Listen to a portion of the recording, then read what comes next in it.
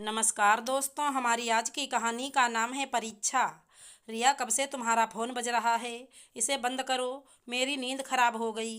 पता नहीं लोग इतनी रात को क्यों फ़ोन करते हैं। मुकेश ने नींद में बड़बड़ाते हुए कहा। ओफो, मेहता अंकल की 10 miss call. Mukesh Mehta uncle का कब से फ़ोन आ रहा है और तुम आराम से सो रहे हो? रिया के माथे पर चिंता की बूंदें आ पड़ी।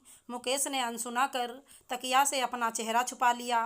हेलो मेहता अंकल, सब ठीक है ना? पापा कैसे हैं? उनकी तबीयत? बेटा, तुम्हारे पापा ठीक नहीं हैं। उन्हें दिल का दौरा पड़ा है। तुम जल्दी घर आ जाओ। मेहता अंकल ने रिया की बात बीच में काटते हुए कहा। जी जी, हम पहुंच रहे हैं। रिया ने अपने आंसुओं को रोकते हुए कहा।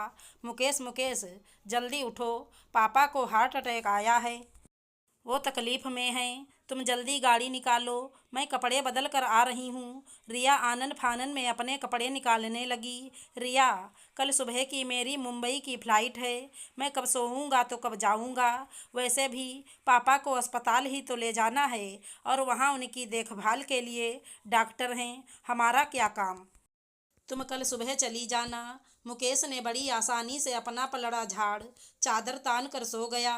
लेकिन मुकेश, ठीक है, मैं कैब बुक कराकर खुद ही चली जाऊंगी। रिया जानती थी ये समय बहस करने का नहीं है। उसने अपना मोबाइल उठाया और कैब बुक कराई और अपनी 4 साल की बेटी पीहू को माथे पर प्यार कर तेज कदमों से बाहर आ गई। मुकेश इतना लापरवाह कैसे हो सकता है?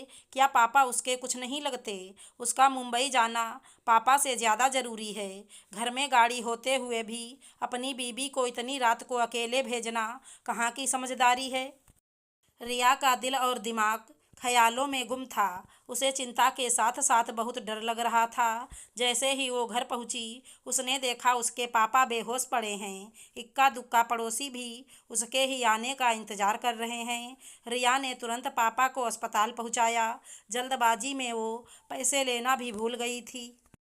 ये तो गनीमत थी कि हाथ में मोबाइल था, इसलिए कुछ पैसे ट्रांसफ़र करके उसने पापा को एडमिट कराया। पूरी रात रिया ने डर और चिंता में काट दी। डॉक्टरों ने टेस्ट आदि करके ऑपरेशन कर दिया। रिया अपने को बहुत ही अकेला महसूस कर रही थी। मम्मी के जाने के बाद पापा ही तो उसका सहारा थे। अगर उन्हें कुछ हो गया तो? नहीं नहीं, उसकी नज़र घड़ी पर गई। सुबह के 5 बजे थे। मुकेश की 7 बजे की फ़्लाइट है।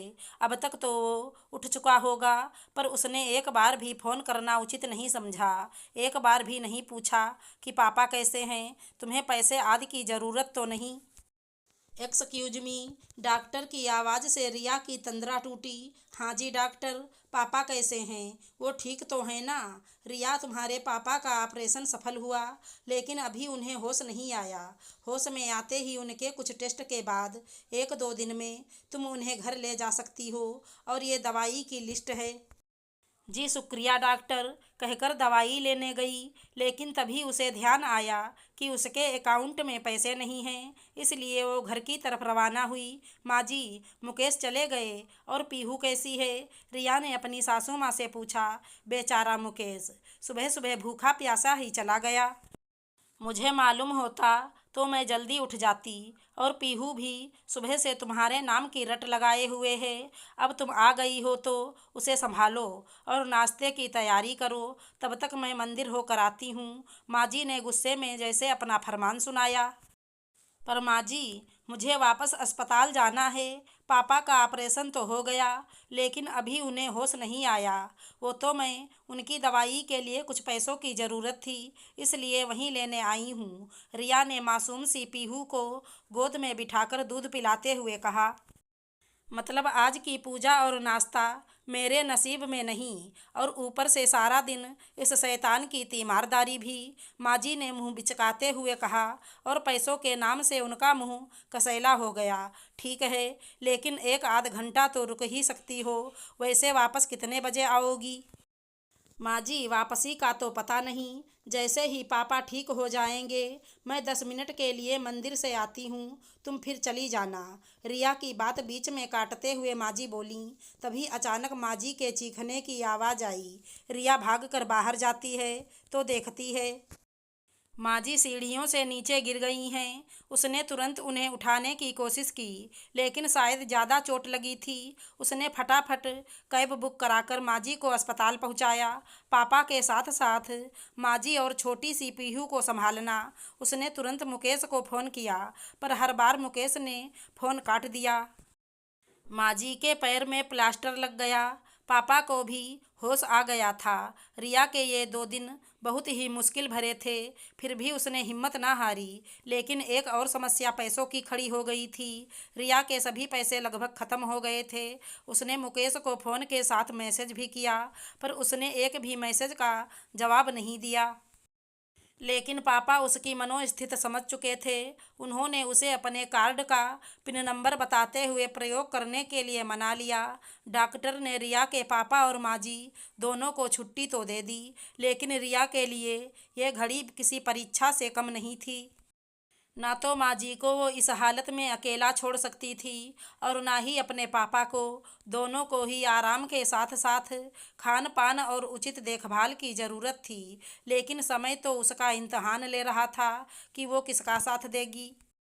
ससुराल और मायका समुद्र के 2 किनारे की तरह थे, और रिया उन दोनों किनारों के बीच सेतु का काम कर रही थी। पर आज आज उसे ससुराल और मायके में से एक को चुनना था। लेकिन रिया के लिए दोनों ही अजीज थे, और दोनों के प्रति उसके जिम्मेदारी थी। काफ़ी सोचने के बाद रिया ने मोबाइल पर कैब बुक करवाई और घर आ गई। बहुत सोच समझकर उसने ये निर्णय लिया था कि वो अच्छे से जानती थी कि पापा उसके घर नहीं आएंगे, और आ भी गए तो रीति रिवाज के अनुसार उसके घर का पानी भी नहीं पिएंगे।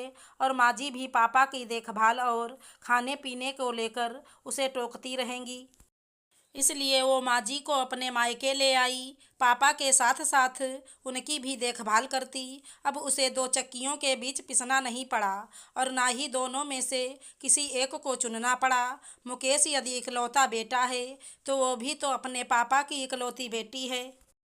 बस फर्क दोनों के दायित्व निभाने का है।